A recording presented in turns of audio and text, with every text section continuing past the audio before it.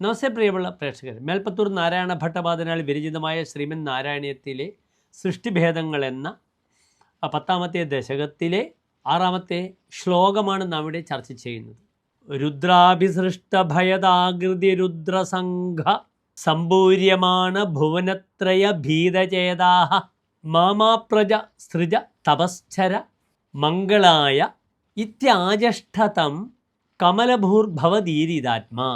പ്രസ്തുത ശ്ലോകത്തിൻ്റെ പദച്ഛേദം ശ്രദ്ധിക്കുക.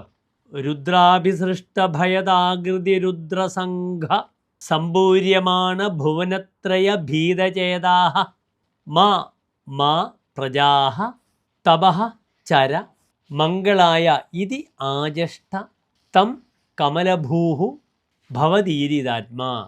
ഇനി പ്രസ്തുത ശ്ലോകത്തിൻ്റെ അന്വയം ശ്രദ്ധിക്കുക.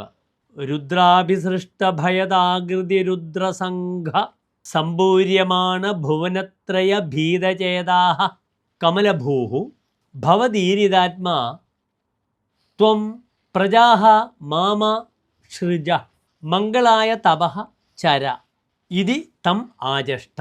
ഭയാനകമായ ആകൃതികളോടുകൂടിയ രുദ്ര സൃഷ്ടികൾ 3 ലോകങ്ങളിലും നിറഞ്ഞു പോകുമെന്ന് കണ്ട് ഭയാശങ്കകളോടെ ബ്രഹ്മാവ് അങ്ങയാൽ പ്രേരിപ്പിക്കപ്പെട്ട മനസ്സോടുകൂടി ശിവനോട് ഇനി മേലാൽ പ്രജകളെ സൃഷ്ടിക്കരുത്, വിശ്വമംഗളത്തിന് വേണ്ടി തപസ് ചെയ്താൽ മതി എന്ന് അഭ്യർത്ഥിക്കുകയും ചെയ്തു.